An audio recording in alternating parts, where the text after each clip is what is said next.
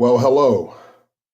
Thank you for joining me this afternoon as I present Praising Your Son's Progress, a lesson about creating ceremonies that last. So, right now, we're in the third stage of our series, and we're going to be discussing how to help your sons be successful by creating ceremonies for them.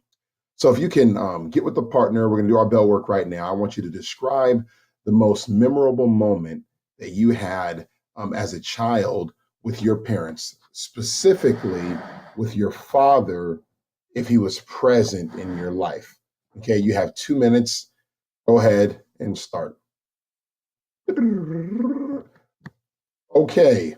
Hopefully that was beneficial for you and your partner. You each had about a minute to share. We won't really dialogue right now, but I would like you to write down some of those thoughts because we'll be discussing that later on in the series. But the power of ceremony, let's get right into it. There are major moments in our lives that we can never forget about. I know for me, it was my 13th birthday. I was finally a teenager. My 16th, it happened again, and my 18th birthday. All days I'll never forget. I can describe them. And even my 10th birthday. Also, a major day for me, October 3rd, 1999, the day I gave my life to Christ. It was a ceremony like I would never believe, never forget about. I walked down the aisle. I accepted him into my heart. But that was a ceremony for me.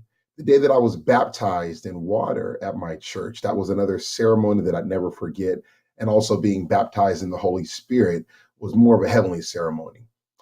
My high school graduation was something that will always go down as an amazing memory for me. My college graduation, and then the last major ceremony that I remember is my wedding day, a ceremony that really changed the course of my life. And right now, it's changing the course of my son's lives as well. But we all remember these special moments in our own lives. The biggest reason is because they each included a ceremony, something that would seal the deal and take us to that next stage in life. So a ceremony can kind of be split up into three parts, or if I were to describe it as an illustration, I'm going to use volleyball as an illustration. I love watching volleyball here at the high school. The girls and the guys, they play so vigorously with a lot of intensity. But there's three parts in volleyball that are really exciting to watch.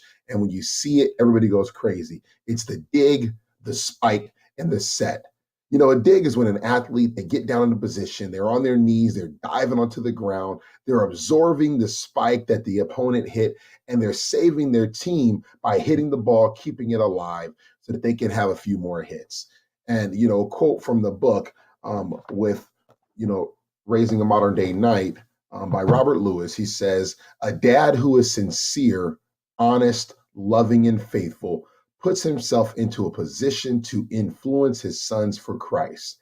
This is right here a great picture of a man setting himself up for a dig. He's in position, he's diving down, he's ready to go, he's engaged, and he's setting his teammates up. The next one is a set. So after the dig, the ball's in the air. Now you get the player who is going to set the ball that's going to prep somebody else for a spike. But the athlete is using precision and finesse to set up a team for the spike. Boys need to be taught from a dad's lips, not just a movie or a video or a picture, what a man, is, how a man should conduct himself, and also what a man should live for. This part too requires precision and finesse because if the dads don't get it right, they may truly have negative long-term effects on their sons' lives. And as much as amazing as single moms are, dads, you still need to be in the picture. It is not enough to be out of the picture and trying to communicate long distance to your sons. You have to be present. You have to be aware of the son's surrounding. You have to be there holding his hand, guiding him as if he was 2 years old, crossing a dangerous intersection. You got to be that father setting your son up for a spike. And the last part of a ceremony that is really going to be a major characteristic is a spike is an athlete must aggressively attack the net to drive the ball back over the net to the opponent. This action is a statement of dominance. It's a statement that requires a player to rise above all the other athletes on the court and to come down with some intensity and some aggressiveness that the opponent's not ready for. A ceremony is equal to a spike. It drives the point home with an unmistakable certainty about what you expect for your son. So, what makes a good ceremony? I've got four characteristics that make a good ceremony. The first one is memorable ceremonies are costly, not just financially, although it does require some money, but this means in terms of the planning, the amount of time that goes into it. For example, when I was marrying my wife, I wrote a poem for her and I read this to her in front of all the attendees at my wedding.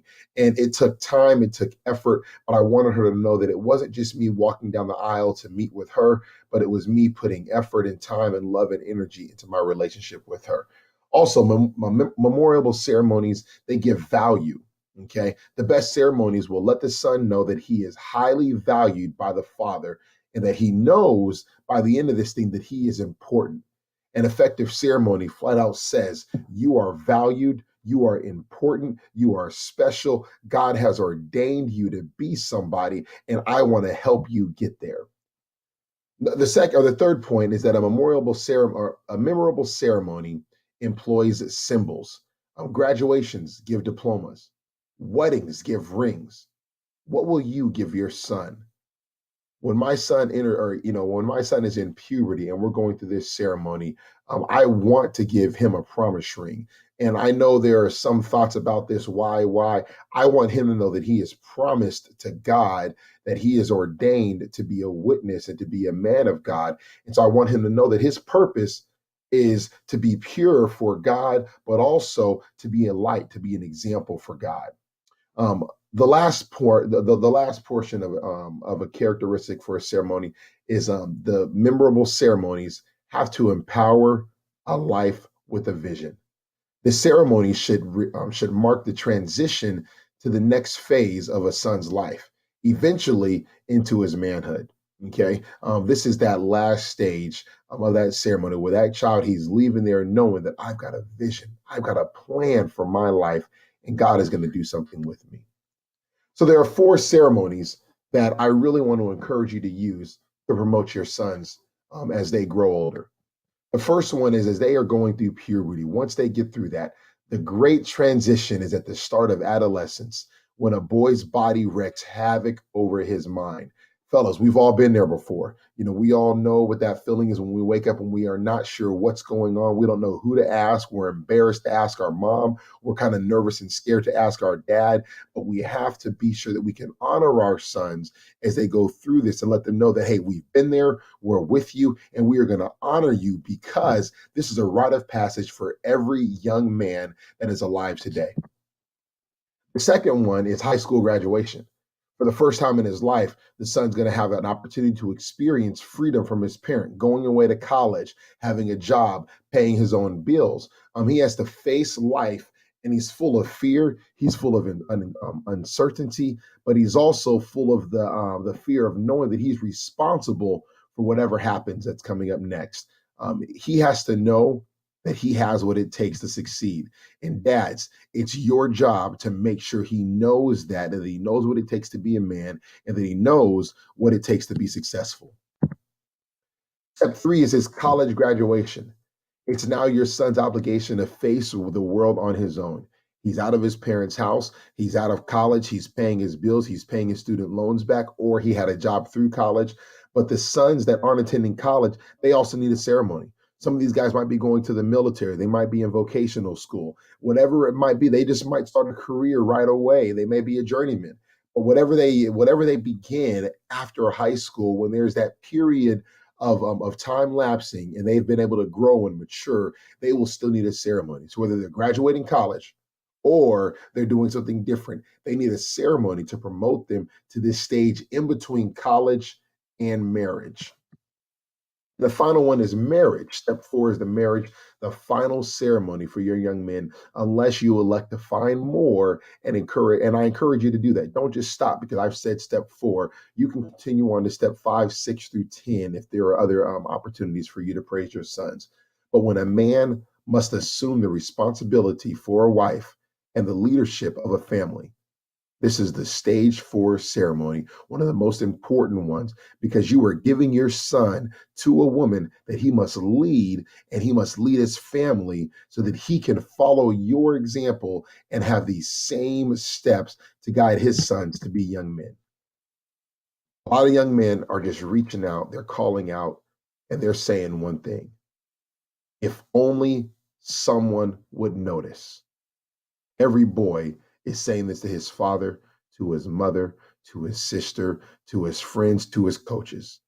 Dads, it's your responsibility to notice what your sons are doing so that you can honor and praise them. So I'm done talking and boring you. Now it's your turn to discuss this and talk. So here's what I like you to do. With your partner or a small group of 2 to 3 guys, you're going to get together, and in a small group, I want you to outline the 4 ceremonies that you're going to use to commemorate the important moments in your son's life and his journey. Okay. So in your small groups, define them, define what these ceremonies might look like. And then I want you to create a PowerPoint presentation outlining what you're going to do during these ceremonies and how you're going to make this meaningful and impactful for your boys. Okay. I'd also like you to create or locate some family heirlooms that will be part of the growth and development of your sons.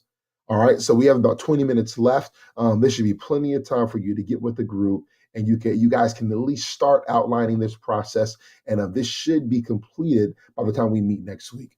Okay, thank you, and I'll let you guys get it. I'll be around at your tables at your groups to kind of just check in with you and see how I can help you develop these ceremonies for your boys.